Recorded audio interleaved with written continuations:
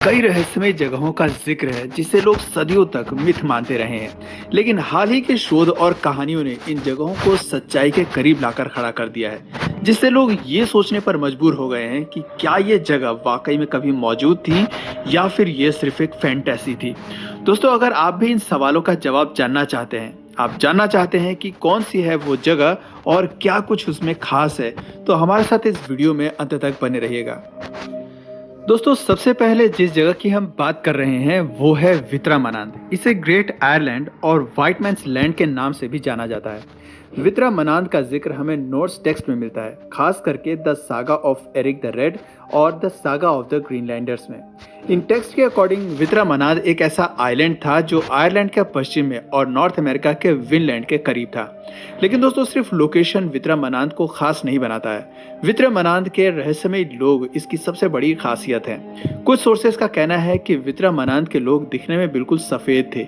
इसके अलावा वे सफेद कपड़े पहनते थे, वो बहुत जोर से आवाजें निकालते थे और अपने हाथों में लंबे पोल्स लेकर चलते थे। जबकि इनके सफेद रंग को देखते हुए कुछ रिसर्चर्स का मानना है कि ये लोग एल्बिनिज्म से ग्रसित थे। उनके शरीर में मेलेनिन बहुत कम था या फिर बिल्कुल बनता ही नहीं था, जिस वजह से उनकी स्किन और उनके बाल सफेद हो गए थे। अब सवाल ये उठता है कि ये लोग सच में एग्जिस्ट करते थे या ये सब सिर्फ एक काल्पनिक कहानी है। हालांकि इसका जवाब तो आज भी किसी के पास नहीं है, लेकिन आज भी स्कॉलर्स के बीच वित्रामनांद की लोकेशन को लेकर बहस चल रही है। 19वीं सेंचुरी के इतिहासकार कार्ल क्रिश्चियन वित्रामनांद के लोगों को चिसापीक बे के पास लोकेट करते हैं, जबकि हिस्टोरियन फार्ले मोएट का मानना है कि इनका ठिकाना न्यू फाउंडलैंड के वेस्टर्न शोर पर था। मोएट के अकॉर्डिंग इस जगह पर रहने वाले लोग एल्बेंस के नाम से जाने जाते थे। ये नॉर्दर्न ब्रिटिश आइल्स के निवासी थे, जो वाइकिंग्स के आने से बहुत पहले आइसलैंड, ग्रीनलैंड और नॉर्थ अमेरिका तक पहुंच चुके थे। एल्बेंस ब्रिटेन के न्योलिथिक इनहेबिटेंट्स थे और स्किल्ड वॉलरस आइवरी हंटर्स माने जाते थे। वे फार्मिंग और हंटिंग में निपुण थे। मॉयड का मानना है कि उन्होंने न्यू फाउंडलैंड को अपनी सेटलमेंट बनाया था। जब वाइकिंग्स, खासकर उनके नेता लिफ एरिक्सन, वित्रामनांद पहुंचे, तब एल्बेंस ने अपनी सेटलमेंट को बचाने के लिए वाइकिंग्स को कड़ी टक्कर दी थी। हालांकि नॉर्स सागास के अकॉर्डिंग वाइकिंग्स ने इस जगह पर लंबा समय नहीं बिताया, क्योंकि वे इसे एक डरावनी और रहस्यमय जगह मानते थे। दोस्तों, वित्रामनांद आज भी इतिहास का एक बड़ा रहस्य है। क्या ये वाकई एक प्राचीन सेटलमेंट थी? क्या एल्बेंस नॉर्थ अमेरिका पहुंचने वाले पहले लोग थे, या ये सब सिर्फ नॉर्स सागास की कल्पना है? आप इस बारे में क्या सोचते हैं? अपनी राय हमें नीचे कमेंट सेक्शन में जरूर बताइए। दोस्तों, क्या आपको पता है कि इतिहास में एक ऐसा रहस्यमय आइलैंड भी था जिसे लोग डर का आइलैंड कहते थे? इस जगह को आइल ऑफ द डेमोन्स के नाम से जाना जाता है। 16th और 17th सेंचुरी के मैप्स में इस आइलैंड को दिखाया गया है, लेकिन यहाँ आने की हिम्मत शायद ही किसी ने की हो। दरअसल लोगों का ऐसा मानना था कि इस आइलैंड पर भूत, आत्माएं और खतरनाक जीव निवास करते हैं, जिस वजह से जो भी इस आइलैंड के पास पहुंचता है उसे डरावने हेलुसिनेशंस और अजीब सी आवाजों का सामना करना पड़ता था। दोस्तों, इतिहास में ये आइलैंड पहली बार 1508 के एक मैप पर दिखाई दिया था, जिसमें साथ में एक चेतावनी भी दी गई थी, जिसमें लिखा था, demons assaulted ships near these islands which were avoided but not without peril। दोस्तों, 1508 के बाद क्रिस्टोफर कोलंबस, मार्को पोलो और गस्टाल्दी जैसे बड़े एक्सप्लोरर्स के मैप्स में भी इस आइलैंड का जिक्र मिलता है। लेकिन दोस्तों, आइल ऑफ द डेमोन्स को लेकर सबसे इंटरेस्टिंग और खौफनाक कहानी जुड़ी है एक French noble women Marguerite de la Rocque से। 16th सेंचुरी के मिड में एक फ्रेंच शिप क्यूबेक की ओर जा रही थी। इस जहाज पर सवार मार्गरेट डी ला रॉक और उसके प्रेमी को जहाज के कैप्टन ने सजा के तौर पर आइल ऑफ द डेमन्स पर छोड़ दिया। कहा जाता है कि कैप्टन मार्गरेट के अफेयर से नाराज था और उसने सोचा कि इस आइलैंड पर रहने वाली आत्माएं उन्हें सबक सिखा देंगी।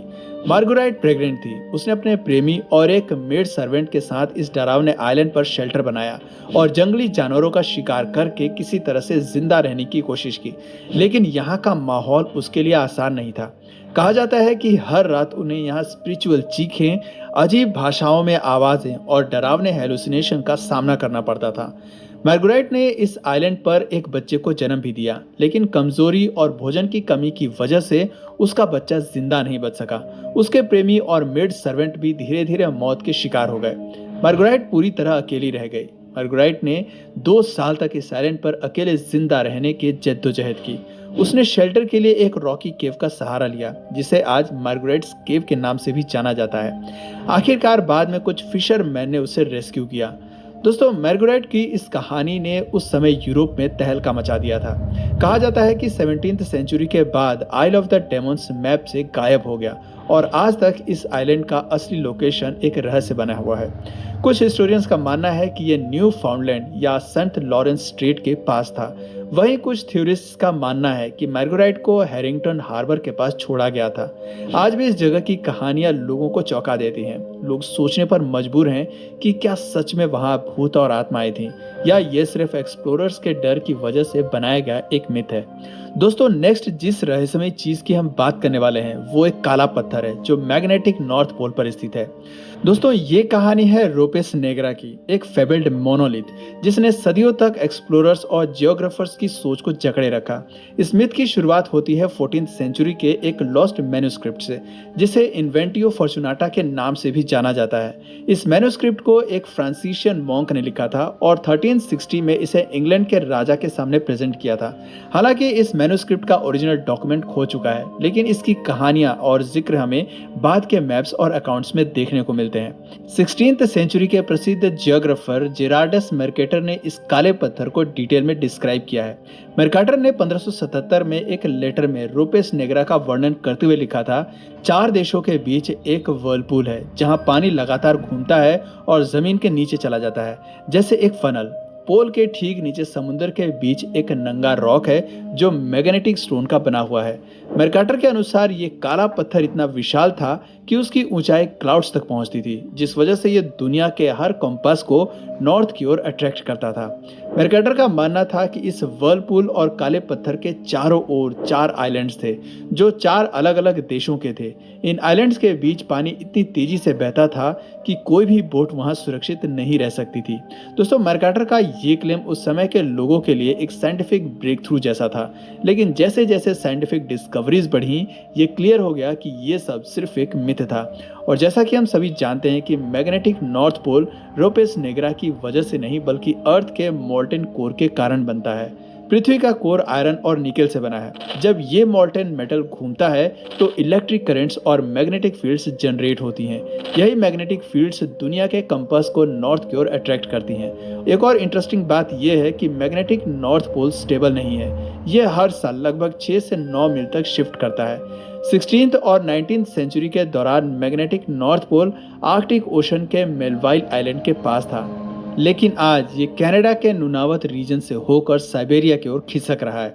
दोस्तों, भले ही रोपेस नेग्रा एक मिथ था, लेकिन उस समय के एक्सप्लोरर्स के लिए ये एक इंस्पिरेशन बन गया।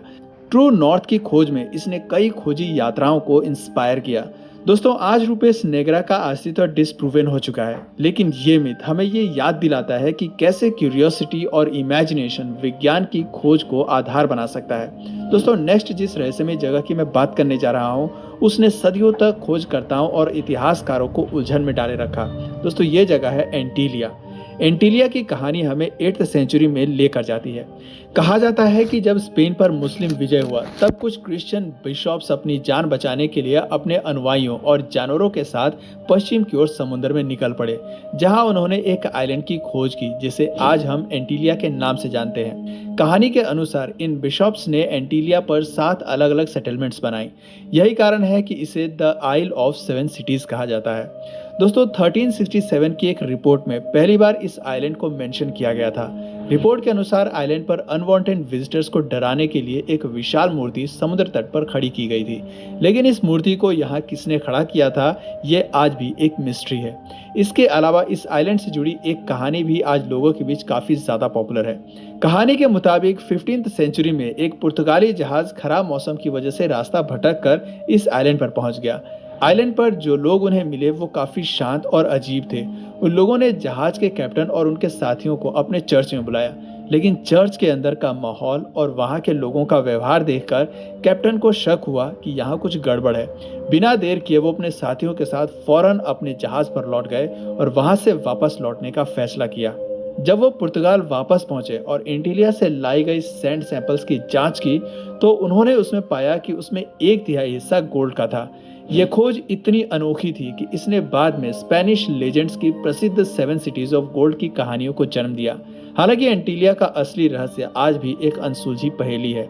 कई एक्सप्लोरर्स एंटीलिया को एक संपन्न और रहस्यमयी जगह के रूप में देखते हैं। दरअसल 1424 के मैप्स पर यह आइलैंड स्पष्ट रूप से मौजूद था, लेकिन धीरे धीरे ये मैप से गायब होने लगा और लोग इसे एक काल्पनिक जगह मानने लगे। हालांकि कुछ थ्योरीज अब भी ये मानती हैं कि एंटीलिया रियल में मौजूद थी और शायद ये अमेरिका के किसी हिस्से से जुड़ी थी।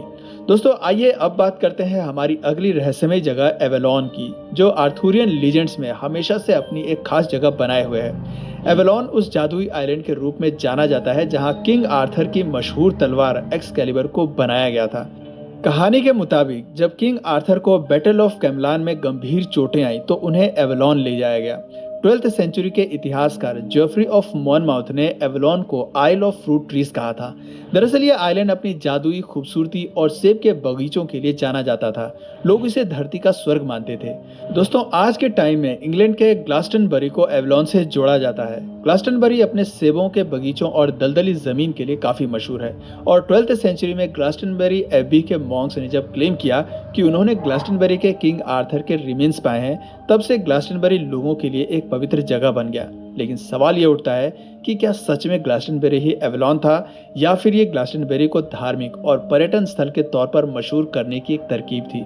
वैसे कुछ इतिहासकारों का मानना है कि ये कहानी गढ़ी गई थी। फिर भी ग्लास्टनबरी को आज भी एंशिएंट एवेलॉन के नाम से जाना जाता है। तो दोस्तों, एवेलॉन और एंटीरिया जैसे जादुई आइलैंड्स चाहे सच हों या दंत कथाएं, इनकी कहानियां आज भी हमारी इमेजिनेशन को उड़ान देती हैं।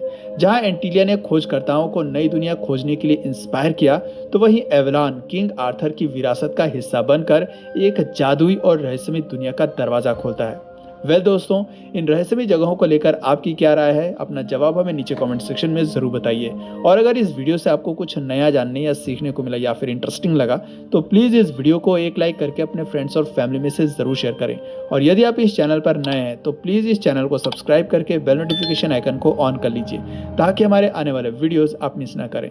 मिलते हैं फिर किसी वीडियो में नए टॉपिक के साथ। तब तक के लिए नमस्कार।